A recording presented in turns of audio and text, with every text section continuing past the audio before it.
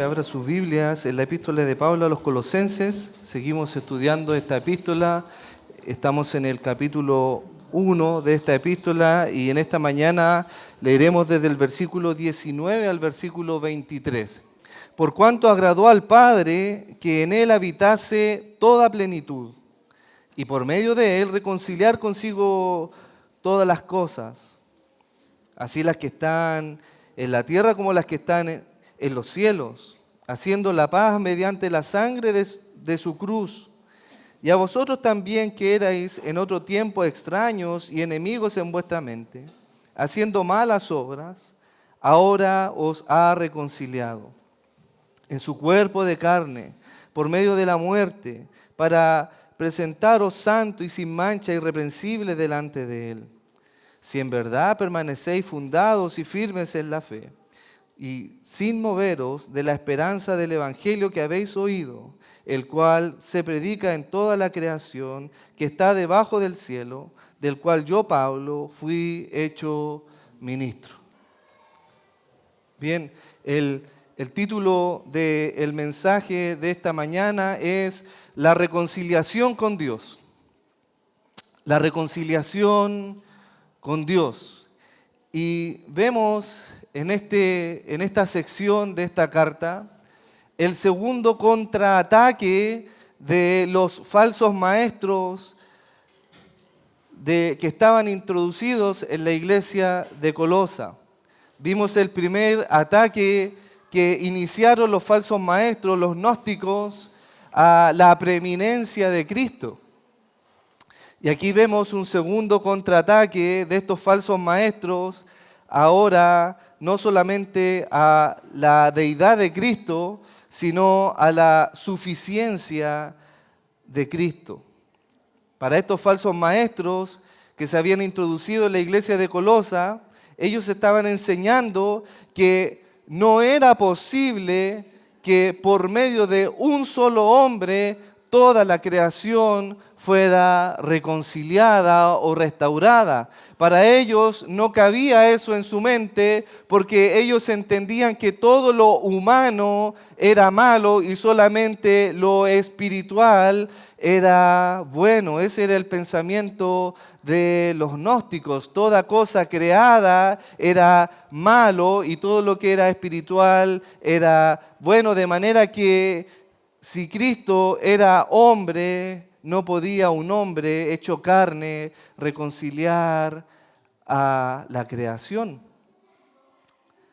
La salvación para ellos requería de esfuerzos, de méritos, de experiencias místicas y de obras y suficientes obras para poder alcanzar y sostener la salvación. Estos gnósticos estaban siendo influenciados, sin lugar a dudas, por los primeros filósofos de aquella época, como Platón, y en la mañana conversaba junto a mi esposa y venía a mi mente esa frase que cuando uno cuando pequeño escuchó este amor platónico. Y la verdad que le decía a mi esposa, no recuerdo cuál es el sentido de esto del amor platónico. Y ella me dice, el amor inalcanzable. Ese es el amor platónico. Y yo dije, qué perfecto, esto encaja con la mentalidad de los gnósticos, que ellos requerían de un estado espiritual casi inalcanzable para poder lograr adquirir la salvación.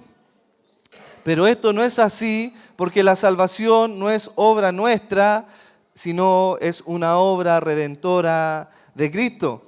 Y la verdad que la iglesia de Colosa estaba siendo fuertemente atacada, no solamente por los gnósticos, sino también por otro grupo de falsos maestros, herejes, como los de la circuncisión. Y eso lo vemos en el capítulo 2, versículo 11, o en el capítulo 3, versículo 11 de esta epístola, donde vemos estos judíos que buscaban judaizar a los gentiles y planteaban que ninguno podía alcanzar salvación si estos no fueran primero circuncidados.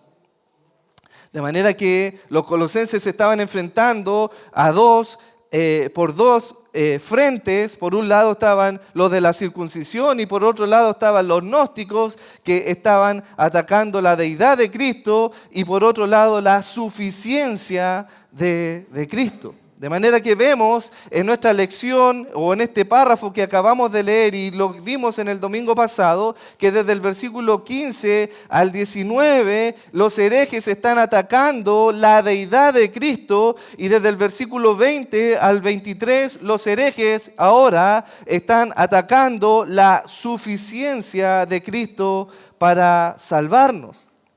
Y así como vimos el domingo pasado que la palabra clave dentro de esa lectura era la preeminencia y plenitud de Cristo que vemos en el versículo 15 y 19, hoy día la palabra clave en esta lectura es reconciliación.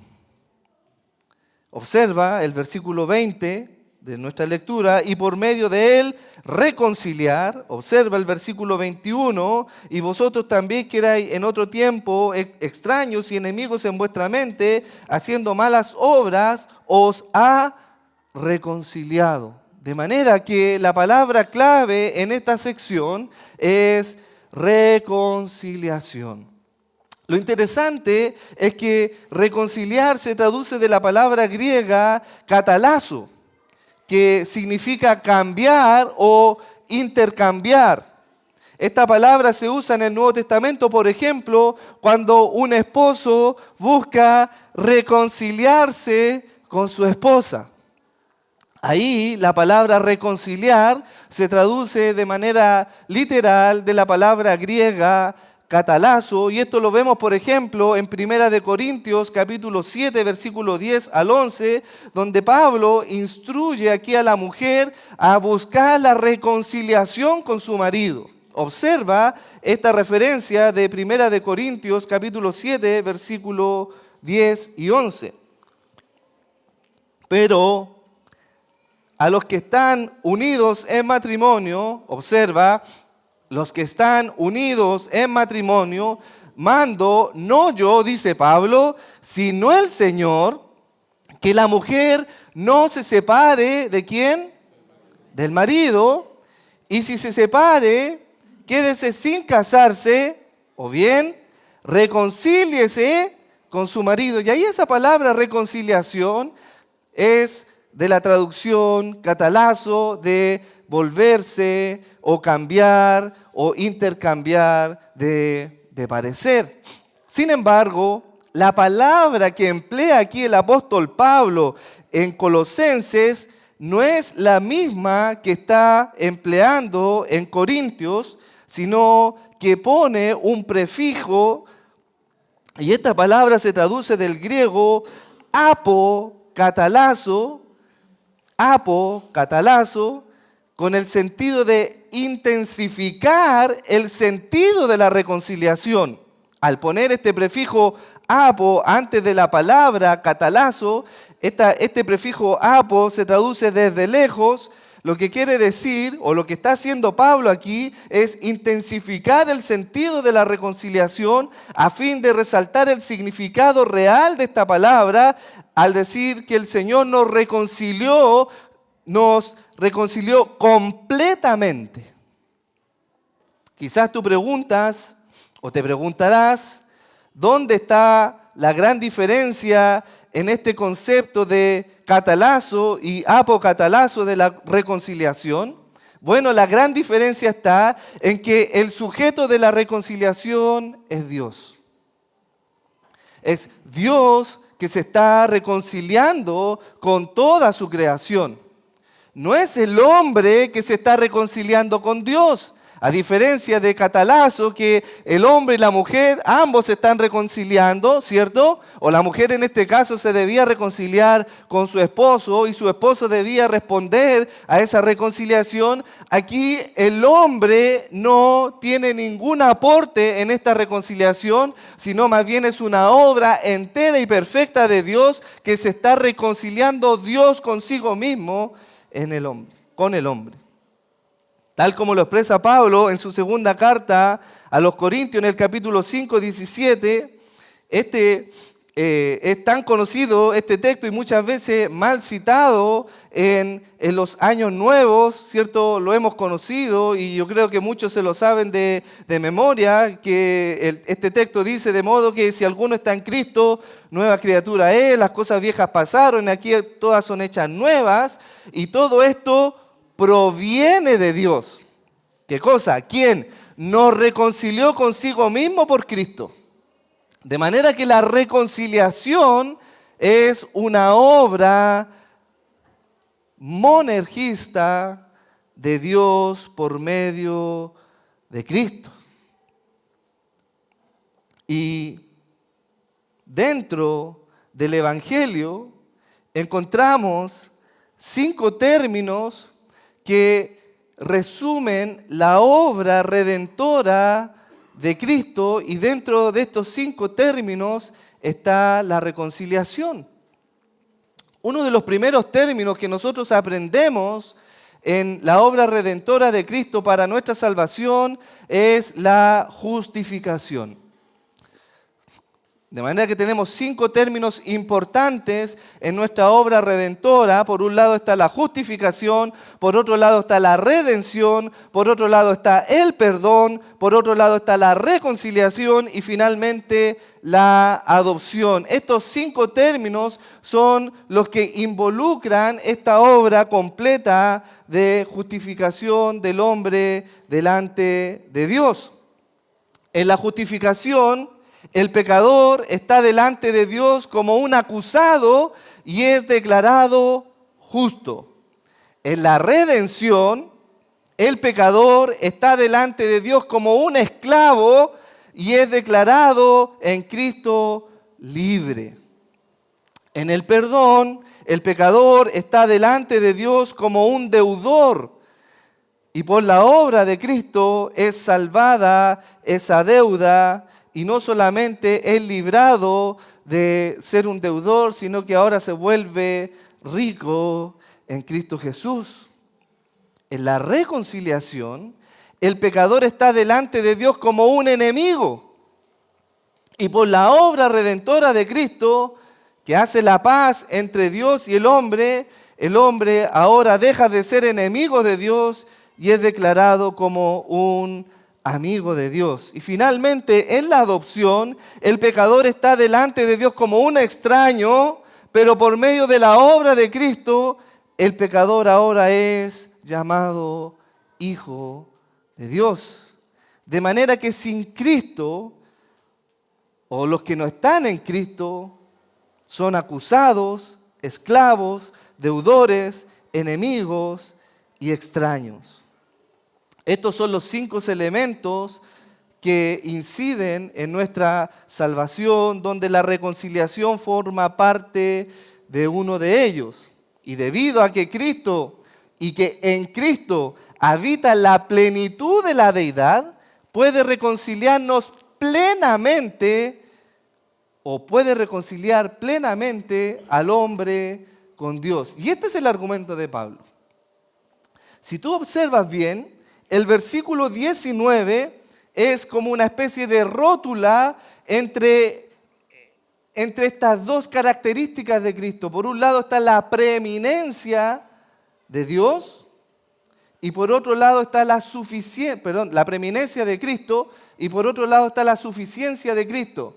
Y lo que une estas 2 cosas es que en Cristo habita la plenitud. De manera que al ser Jesús plenamente Dios, puede ser suficiente para reconciliar a Dios con el hombre.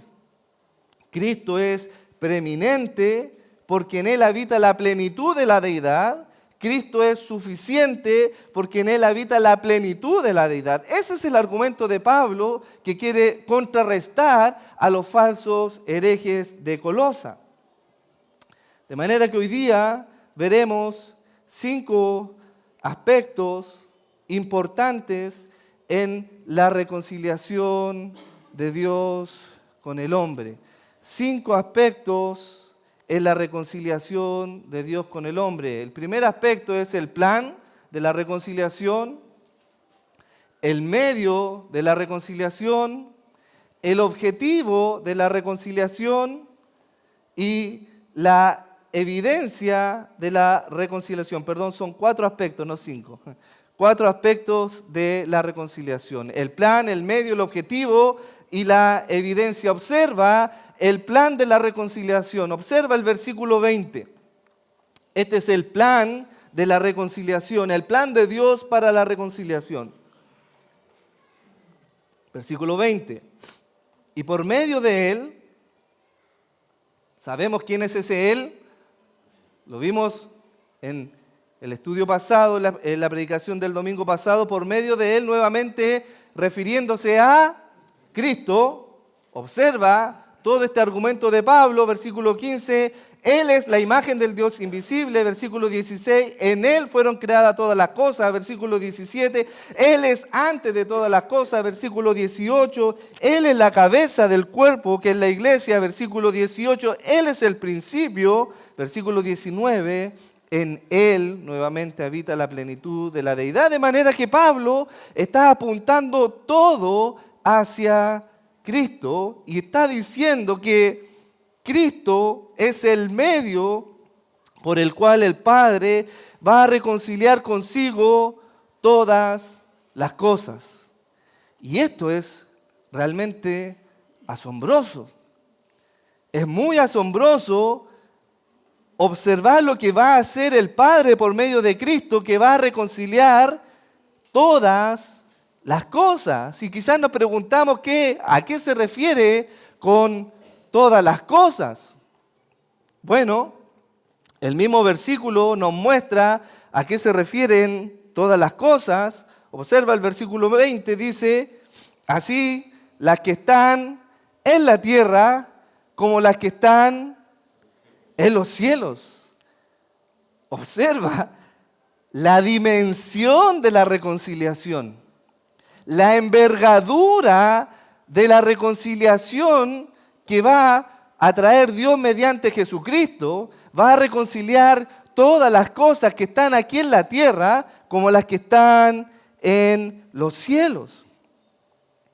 Aquella reconciliación apunta hacia el origen de la creación, como dice Génesis 1:31, cuando vio Dios que todo lo que había hecho, he aquí que era bueno y bueno en gran manera. ¡Wow! A eso está apuntando Pablo. Esa es la dimensión de la reconciliación. No solamente Dios va a reconciliar por medio de Cristo al hombre, sino que va a reconciliar toda la creación por medio de Cristo. De hecho, cuando cayó Satanás, él contaminó los cielos. Cuando cayó el hombre en el huerto del Edén, él contaminó la tierra, y desde entonces cielo y tierra están contaminados por el pecado.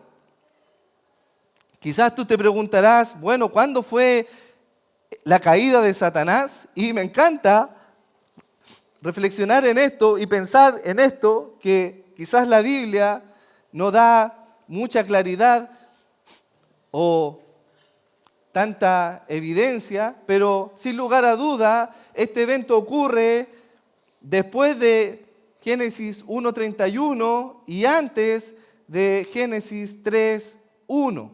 En ese periodo de tiempo ocurre la caída de Satanás. ¿Por qué? Obvio, porque Génesis 1:31 dice que Dios vio todo lo que hizo, que era bueno y bueno en gran manera. De manera que tanto las cosas que Dios había creado en el cielo como en la tierra eran buenas. Pero debido al pecado que contaminó todo, nuestra tierra está maldecida y todo está contaminado por el pecado. Incluso, como dije, el cielo está contaminado porque el cielo es el lugar donde opera Satanás, el diablo y los demonios, y a esto se refiere Pablo con que Cristo va a restaurar también el cielo. La restauración no solamente aborda el pecado del hombre, sino el cielo y la tierra. Observa conmigo el nivel de corrupción del pecado en toda la creación. En Génesis 6, capítulo 11 y versículo 12, observamos cómo entró el pecado y el pecado corrompió toda la creación aquí en la tierra. Observa, y se corrompió la tierra delante de Dios, y estaba la tierra llena de violencia, y miró Dios la tierra, y aquí que estaba corrompida. ¿Por qué estaba corrompida? Porque toda carne se había corrompido su camino sobre la tierra. Toda carne, toda creación se había corrompido. Y esta corrupción también alcanza los cielos. No sé si tú recuerdas las lecturas que hacemos del libro de Job, que estamos leyendo, ¿cierto?, todos los domingos. Y si tú observas Job capítulo 1, versículo 6, observa la presencia demoníaca. Porque donde está el demonio hay contaminación, hay pecado, sin lugar a duda. Y observa Job 1, 6, 7. Un día vinieron a presentarse delante de Jehová los hijos de Dios, entre los cuales vino también Satanás. Y dijo Jehová a Satanás, es una pregunta retórica, porque Jehová no necesita preguntarle a Satanás dónde estás, porque el Señor está en todo lugar, sino que te está dando a entender a ti que Satanás no es un ser omnisciente y omnipresente. Él puede estar en un solo lugar, pero tiene un poder extraordinario, porque observa, le dice, como dice, o la respuesta ante el Señor, respondió Satanás a Jehová y dijo, de rodear la tierra. De allá vengo, de rodear la tierra, y no solamente de rodearla en el cielo, sino también de andar por ella. ¿Te das cuenta que el cielo y la tierra está contaminado por el pecado y por la presencia de Satanás en ella? Pablo da un poco más de claridad respecto a este asunto en Efesios capítulo 2, versículo 1 y 2. Efesios capítulo 2, versículo 1 y 2. Pablo da un poco más de claridad respecto a este asunto y nos dice, y Él os dio vida a vosotros cuando estabais muertos en vuestros delitos y pecados, en los cuales anduviste en otro tiempo, siguiendo la corriente de este mundo, conforme al príncipe de la potestad del aire. ¿Te das cuenta dónde opera Satanás, el diablo, el príncipe de la potestad del aire? De manera que lo que está buscando o dando a entender Pablo en esta carta a los colosenses es que por medio de Cristo Dios iba a reconciliar toda la creación, tanto el universo como las criaturas que están aquí en la tierra. Y de solo pensarlo, imaginaba cómo será esta restauración. Como cristianos anhelamos esa restauración. Anhelamos que nuestros cuerpos sean restaurados y librados de la presencia del pecado. Hoy somos libres de la esclavitud del pecado, pero nuestro anhelo es ser un día liberados de la presencia del pecado en nuestras vidas. De hecho, la creación gime y desea, hermano, la creación desea ver tu restauración. Me encanta esta cita, Romanos 8, 19, 23, que tiene que ver con nuestro tema, con la redención y reconciliación de Dios por medio de Cristo, el anhelo ferviente de la creación por ser un día restaurados. Dice, porque el anhelo ardiente de la creación es el aguardar la manifestación de los hijos de Dios. Imagínate, El anhelo de toda la creación de los cielos y las estrellas y de todo lo que está en la tierra es ver aquella manifestación de los hijos de Dios en su cuerpo incorruptible que Dios ha preparado para ellos, porque la creación fue sujeta a vanidad, no por su propia voluntad, sino por causa del que la sujetó en esperanza, porque también la creación misma será librada de la esclavitud de la corrupción a la libertad gloriosa de los hijos de Dios. Hay una separación aquí. La creación va a ser también librada de la corrupción del pecado, como también los hijos de Dios van a ser liberados de esta corrupción. Porque sabemos que toda la creación gime a una, y aún está con dolores de parto hasta ahora, y no solo ella, sino también nosotros mismos, que tenemos la primicia del Espíritu, nosotros también gemimos dentro de nosotros mismos, esperando la adopción, la redención de nuestros cuerpos. A esa restauración y reconciliación de todas las cosas se refiere el apóstol Pablo, que Dios va a reconciliar consigo mismo el universo y toda la creación. ¿Cómo lo sabemos? ¿Y cómo lo va a hacer? Bueno, el texto nos dice que lo va a hacer por medio de Cristo. Él es el medio y también el autor de la reconciliación y de la restauración. ¿Cómo va a hacer esta restauración? Bueno, existen algunos versículos que nos muestran cómo va a ser ese mundo restaurado y conversamos este asunto con nuestros hijos y les contamos de cómo Dios va a restaurar y va a quitar el pecado de esta tierra. Y leemos y le citamos Isaías capítulo 11, versículos 6 al 9, donde dice que morará el lobo con el cordero. Y el leopardo con el cabrito se acostarán, el becerro y el león y las bestias domésticas andarán juntos, y un niño los pastoreará. La vaca y la osa pasearán, sus crías se echarán juntas, y el león como el buey comerán paja, como lo fue en un principio en el huerto del Edén. Esa es la restauración que Dios va a hacer de su creación.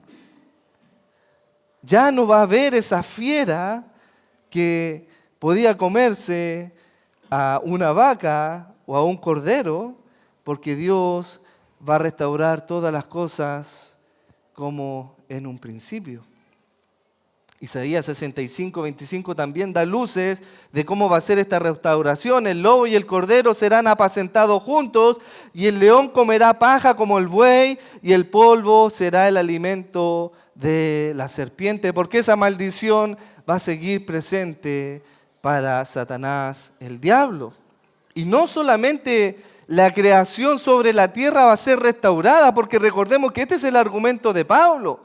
Cristo es preeminente sobre toda la creación, tanto de lo que está en la tierra como lo que está en el cielo.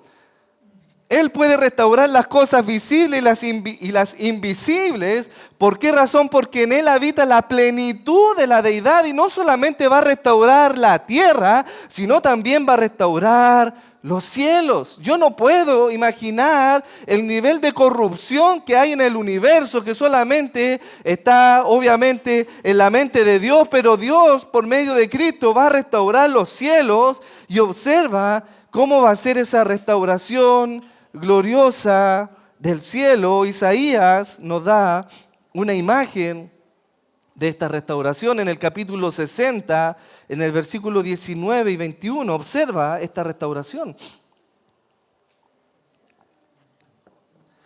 Isaías capítulo 60, versículo 19 al 21.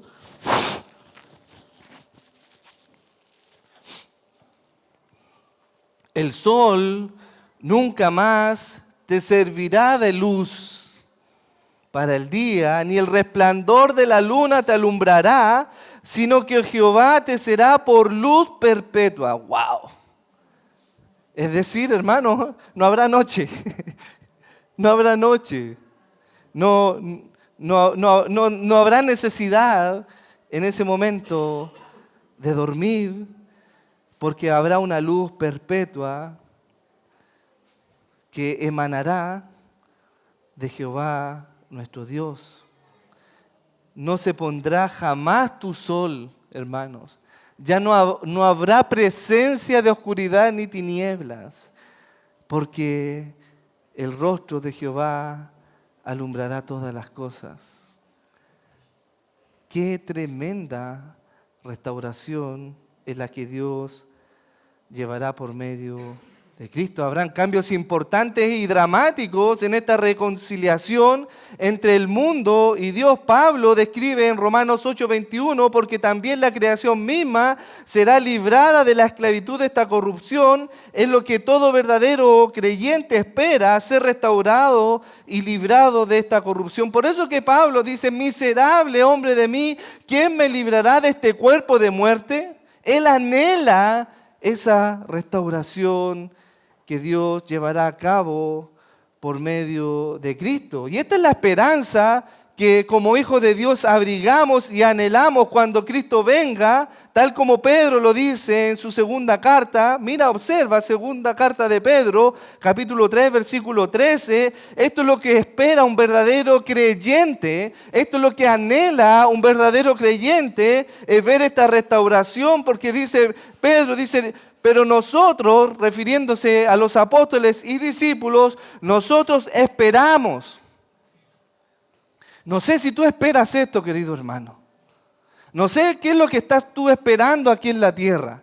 Pero los verdaderos hijos de Dios, como los discípulos de Jesucristo, esperan algo. Esperan según su promesa. ¿Qué promesa? Cielo nuevo y tierra nueva, en los cuales mora la justicia. Esa va a ser la restauración por medio de Cristo. Esto será después de que la tierra será restaurada y reine Cristo por 1000 años. Esta restauración, sin lugar a duda, no incluye a Satanás. Esta restauración no incluye a los hijos de desobediencia. Esta restauración no es una restauración universal, podríamos así decirlo, donde Dios va a restaurar todo lo que creó. No, no, no. No te equivoques, porque esos son los que creen en una salvación universal, que Cristo murió por todos y que el Señor va a restaurar todas las cosas, va a sacar del infierno a todos los que murieron en pecado. No, no, no. No te equivoques, Dios no va a restaurar a Satanás, el diablo, ni a los hijos de desobediencia, sino todo lo contrario. Apocalipsis 20:10 nos dice que el diablo que los engañaba fue lanzado en el lago de fuego y azufre, donde estaban la bestia y el falso profeta, y serán atormentados día y noche por los siglos de los siglos. Y si eso fuera poco, Apocalipsis 20:15 dice: y el que no se halló inscrito en el libro de la vida fue lanzado al lago de fuego junto con Satanás. De manera que la restauración será exclusiva para los escogidos, para los hijos de Dios, no para el hacedor de iniquidad. Y ese es el plan general de Dios en la restauración. Y ahora observa conmigo el punto número 2, los medios de la reconciliación. Los medios de la reconciliación. Vimos el plan de la reconciliación y la dimensión de la reconciliación. Y ahora veremos los medios de la reconciliación. Observa el versículo 20. Y por medio de él, de Cristo, reconciliará consigo todas las cosas, así las que están en la tierra como las que están en el cielo. Observa aquí, haciendo la paz mediante, ¿qué cosa? Aquí está el medio, la sangre de su cruz. Por medio de la sangre de su cruz, Él va a hacer la paz, la reconciliación con el hombre. Recuerda esto, estos 5 puntos: la justificación, el perdón, la redención. Y en la reconciliación, recordemos que el pecador está delante de Dios como un enemigo, ¿cierto? Pero ahora, por Cristo y su sangre en la cruz, el pecador es reconciliado y está en paz con Dios. Pero, hermano, esto no es una tregua, un momento, esto es una reconciliación perfecta. Está completamente en paz. Ya no somos enemigos de Dios, sino que ahora somos sus amigos. Y esta reconciliación de estar en paz con Dios mediante la sangre de Jesucristo se refiere aquí a la muerte de Cristo en la cruz. Y quisiera detenerme en este aspecto, porque hay mucha ignorancia respecto a la sangre de Jesucristo. No sé si tú has escuchado esto, pero cuando una persona está quizás en un momento de apremio, de dificultad o de peligro, lo primero que dice, cúbreme con tu sangre, y como que si la sangre de Jesucristo fuera una especie de amuleto que nos va a librar de aquella situación. Y se toman quizás de estos versículos, pero esto no es así, querido hermano. La sangre de Cristo no es un amuleto que te libra mágicamente de alguna enfermedad o de alguna situación. No. Lo que se refiere aquí Pablo es que por medio de la sangre que está apuntando hacia el Antiguo Testamento, hacia el sacrificio de la expiación, por medio de ese sacrificio el hombre alcanza la reconciliación con Dios. Pero la sangre es solamente un símbolo. Es un símbolo de esta reconciliación. Porque el punto no es la sangre, sino la muerte sustitutiva de Cristo por nosotros. Es su muerte, y en su muerte tenemos la reconciliación. No en la sangre, sino en su muerte. La sangre es el símbolo que apunta a la expiación, pero la muerte es el medio por el cual nosotros alcanzamos la salvación. Porque muchos sostienen y dicen, no, Jesucristo derramó hasta la última gota de su sangre antes de morir. Pero si tú eres un buen observador cuando lees la palabra de Dios, cuando hubo muerto el Señor Jesucristo en la cruz y entregó su espíritu al Padre, dice que vino un soldado y clavó en su costado, ¿qué cosa? Una lanza, y emanó, ¿cierto?, de su costado, ¿qué cosa? Agua y sangre. De manera que seguía habiendo sangre en el cuerpo de Cristo. Si el punto no es la sangre, sino la muerte de Cristo en la cruz. El escritor de Hebreos nos da un poco más de claridad respecto a la sangre o la señal o el símbolo de la sangre a la cual Pablo se está refiriendo aquí. Hebreos capítulo 9, versículo 22 dice, y casi todo es purificado según la ley, con sangre, y sin derramamiento de sangre no se hace remisión. Entonces, el derramamiento de sangre es un símbolo de la remisión del pecado y la purificación del hombre, de manera que cuando hay una redención, esta redención tiene que ser por medio del derramamiento de sangre, y a eso se refiere aquí Pablo. En Romanos 5:9 nos da claridad o mayor claridad a este asunto. Romanos capítulo 5, versículo del 8 al 10, mira, dice, mas Dios muestra su amor para con nosotros, en que siendo aún pecadores, y aquí está el punto, Cristo murió por nosotros. Pues mucho más estando ya justificados en su sangre, es decir, en su muerte, por él seremos salvos de la ira de Dios, porque siendo enemigos, aquí está, eso es lo que éramos nosotros, ese es el tema central de esta predicación, siendo enemigos fuimos reconciliados con Dios por la muerte de su Hijo. De manera que la sangre es el símbolo de la expiación, pero la obra redentora que nos reconcilia con Dios es la muerte de su Hijo. Pero los herejes los gnósticos, enseñaban que el sacrificio de Cristo no era suficiente. Al sostener que Jesús era un espíritu y no un hombre, ellos decían que su sacrificio nunca pudo reconciliar a Dios con el hombre, porque ellos sostenían y no creían que Jesucristo era hombre, pero nosotros creemos que Jesucristo era verdaderamente Dios y verdaderamente hombre, como dice Pablo a los filipenses, que Él se humanó, tomó forma de siervo para redimirnos a nosotros. ¿Por qué razón tenía que ser un hombre y no un animal? Porque nosotros somos hombres y no animales.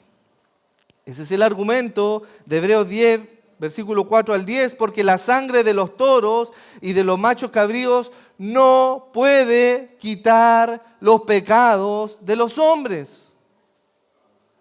Los sacrificios del Antiguo Testamento no podían quitar el pecado del hombre y era necesario que Cristo enviara a su Hijo para que por Él pudiéramos ser reconciliados. Dice, aquí vengo, oh Dios, para hacer tu voluntad. Quita lo primero para establecer lo segundo. En esa voluntad somos santificados mediante la ofrenda del cuerpo de Jesucristo hecha una vez y para siempre. Y ese cuerpo era un cuerpo físico, no un cuerpo espiritual, sino físico. De manera que hemos visto el plan de Dios en la reconciliación, los medios de Dios para la reconciliación, y ahora veremos el propósito de Dios en la reconciliación. El propósito de Dios en la reconciliación. Observa el versículo 21.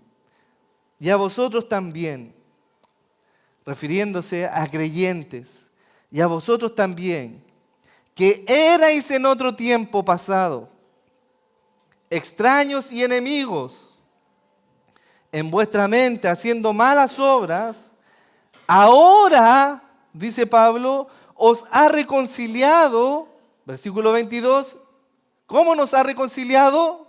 En su cuerpo de carne, por medio de la muerte.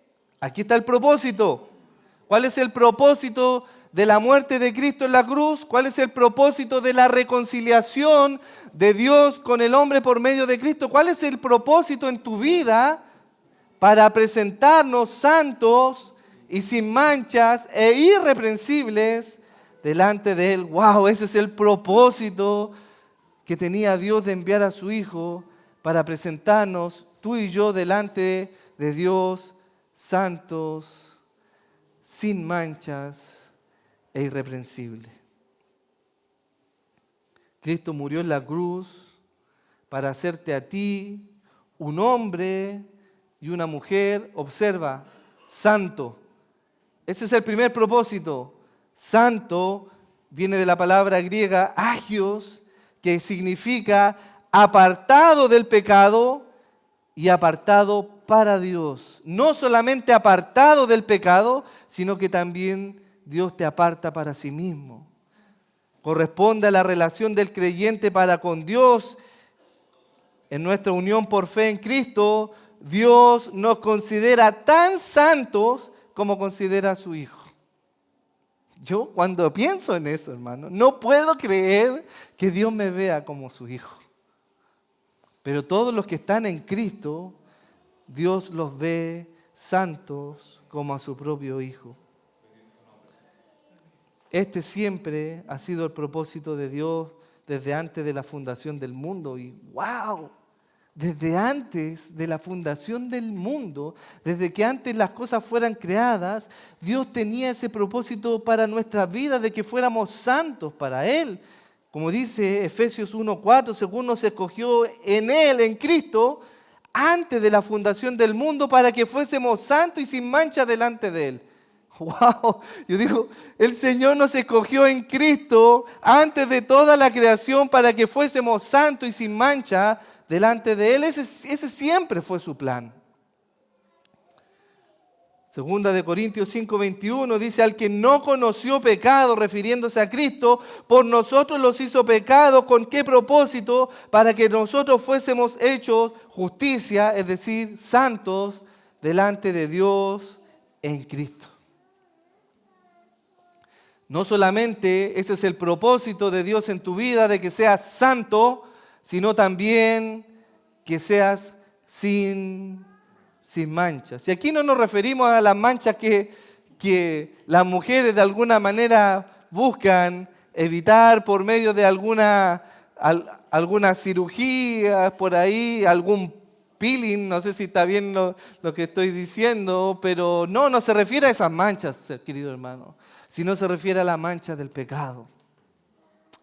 Y aquí la palabra sin manchas viene de la palabra griega amomos, que quiere decir intachable, sin ningún defecto, por el cual Dios nos pueda rechazar. Recordemos que cuando se tenía que presentar el cordero en el antiguo pacto para remisión de pecados, ese cordero tenía que ser perfecto y sin manchas. Y así el Señor nos ve, perfectos y sin manchas delante de Él por medio de la obra de Jesucristo.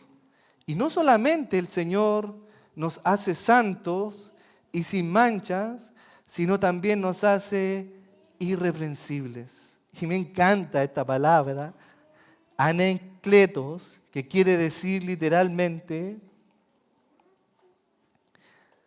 sin nada que se nos pueda acusar. Quiere decir que nadie puede presentar cargos en tu contra porque tú estás en Cristo. Nadie, querido hermano, te puede acusar porque tú estás en Cristo. Dios te hizo santo, sin mancha e irreprensible. Nadie te puede acusar si estás en Cristo. Y esto es lo que dice Pablo en Romanos 8:33. ¿Quién acusará a los escogidos? ¿Quién se atrevería a levantar alguna acusación contra algún escogido de Dios? Si Dios fue el que lo justificó, Dios lo hizo irreprensible en Cristo, ¿quién puede acusar entonces a los escogidos? Nadie. Porque Dios te hizo santo, sin mancha e irreprensible delante de Él. De manera que la reconciliación que se obtuvo mediante la obra de Jesucristo hace al creyente santo, sin mancha e irreprensible. Dios nos ve revestido con la misma justicia de Jesucristo. Dios nos ve perfecto en Él. Por esta razón, el proceso de la santificación que busca el creyente en esta tierra, aquí es lo que tú debes hacer, la santificación progresiva, como se conoce en teología, es una obra donde tú tienes que trabajar. En esa obra involucra estos tres aspectos. La santificación, ser santos, sin manchas e irreprensibles. Nos apartamos del pecado para acercarnos a Dios en obediencia a su palabra, eso es ser santo. Buscamos despojarnos del pecado que nos asedia para vivir una vida sin mancha delante de Él, Hebreos 12:1. Buscamos ser irreprensibles, tal como los ancianos deben ser irreprensibles en la iglesia, deben ser maridos de una sola mujer, es decir, el hombre y la mujer debe buscar de que por nada se le acuse, eso es ser irreprensible. Y ese es el propósito de la santificación. Y finalmente, la evidencia de la reconciliación. Y esto me encanta. Esto me fascina, hermanos. Vimos entonces el plan de Dios para la reconciliación, los medios de Dios para la reconciliación, el propósito de Dios en la reconciliación y finalmente la evidencia en la reconciliación. ¿A quién se aplica esta hermosa realidad de ser reconciliados con Dios? ¿Quiénes son estos hombres y mujeres santos, sin mancha, irreprensibles delante de Dios? ¿Quiénes son estos hombres reconciliados? Observa el versículo 23 de nuestra lección. Aquí Pablo, por medio de su palabra, está haciendo una distinción entre quienes son verdaderamente cristianos y quienes no lo son. Observa el versículo 23. Si en verdad permanecéis, es decir, todos los que son santos, irreprensibles y sin mancha delante de Él, son aquellos que si en verdad permanecen fundados y firmes en la fe. De manera que el apóstol Pablo está mostrando una de las verdades más serias de las Escrituras, que presenta el hecho de que no todos los que profesan ser cristianos son realmente salvos. Por esta razón, Pablo menciona cómo es el carácter de un verdadero hombre que ha sido reconciliado con Dios. Quienes han sido verdaderamente reconciliados con Dios, estos hombres permanecen en la fe. No dice permanecen en el templo, no dicen permanecen en un sistema religioso, no, dice que permanecen en la fe. ¿Y qué significa permanecer fundados y firmes en la fe? Pablo está trayendo una ilustración o una imagen de cómo luce la vida de un creyente reconciliado. Observa estas frases: fundados, firmes y sin moverse. ¿A qué suena eso? ¿A qué suena eso? A las fundaciones. ¿De qué cosa? De un edificio. Las fundaciones de un edificio. Las fundaciones es el proceso constructivo más importante en toda obra edificada. Sin una buena fundación, la edificación tarde o temprano va a prevalecer, va a caer. Y eso es lo que está diciendo aquí Pablo. El fundamento, la firmeza y la inamovilidad de la fe de un verdadero cristiano. El Señor Jesucristo dijo a sus discípulos y a algunos judíos que habían creído en Él, en San Juan 8:31, si vosotros permanecéis en mi palabra, seréis verdaderamente mis discípulos. De manera, los que permanecen en la palabra son verdaderamente discípulos de Dios.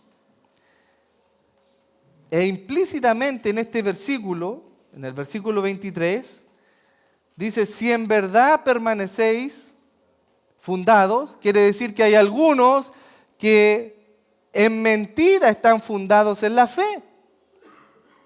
El Señor Jesucristo enseña esto de las fundaciones o de los cimientos en Mateo 7:24. Observa Mateo 7:24 y aquí vas a ver estos dos tipos de hombres.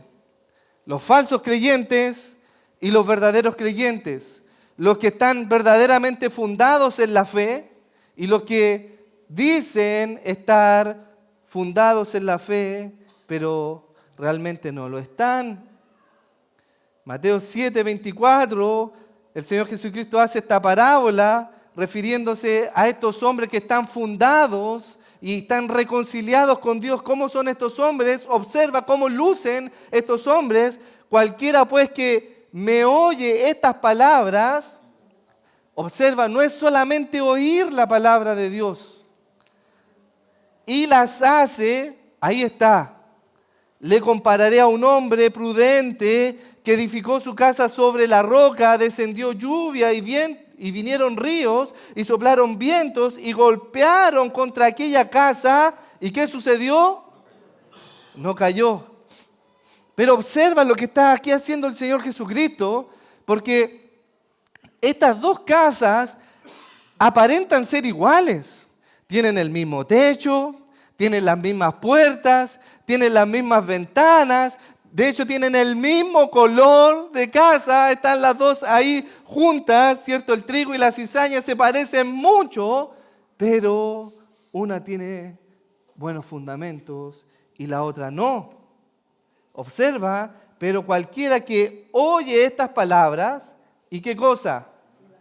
Y no las hace, es decir, hay personas que vienen a la congregación, al templo, y vienen a oír solamente la palabra de Dios, pero no la ponen en práctica. Lo que está diciendo aquí el Señor Jesucristo, le dice, yo voy a comparar a ese hombre como un hombre insensato, que edificó su casa ¿sobre qué cosa? Sobre la arena. Y observa tanto, querido hermano, no te excluye a ti el hecho de estar en Cristo y su palabra, que no te ocurra lo mismo que le ocurre al insensato. Tanto al que está en la roca como el que está en la arena le vino exactamente lo mismo. Descendió la lluvia, vinieron ríos y soplaron viento y dieron con ímpetu contra aquella casa. Es decir, ambos recibieron exactamente lo mismo, pero la que estaba sobre la arena fue grande su ruina. Ahora la pregunta que te hago a ti, querido hermano. ¿Es este el cimiento de tu vida? ¿Es ese tu cimiento? ¿De ser solamente un oidor de la palabra del Señor, pero que no la pone en práctica ni por obra, que no la obedece? Porque si ese es tu cimiento, déjame decirte que tú no eres del grupo de los reconciliados con Dios. Tú no eres de ese grupo. ¿Estás buscando ser santo y sin mancha e irreprensible para Dios? ¿O estás buscando ser santo y sin mancha e irreprensible para los hermanos? Que ellos ven y te pueden ver solamente los domingos. Porque el que es y ha sido verdaderamente reconciliado con Dios busca ser sin mancha, irreprensible y santo para Él y delante de Él, no delante de los hermanos. ¿Quieres ver cómo luce un hombre y mujer reconciliado con Dios? ¿Quieres ver cómo luce un hombre y una mujer reconciliada con Dios? ¿Cómo se puede identificar? Wow, y esto me encanta, esto me encanta. ¿Quieres ver cómo uno puede decir, mira, ahí va un hombre que ha sido reconciliado con Dios? Ahí va una mujer que ha sido reconciliada con Dios. ¿Quieres ver cómo se observa un hombre reconciliado con Dios? Bueno, es un hombre y una mujer que tiene algo, que posee algo que lo distingue del resto de los demás. Ellos poseen un ministerio. Ellos son llamados embajadores. Ellos son ciudadanos, no de esta tierra, ellos ya son ciudadanos del cielo, como dice Filipenses 3:20. Ellos representan a una ciudadanía celestial, ellos están aquí en la tierra como embajadores del cielo, porque la tierra no es su morada, ellos solamente son embajadores aquí. Los que han sido reconciliados con Dios son embajadores de Dios.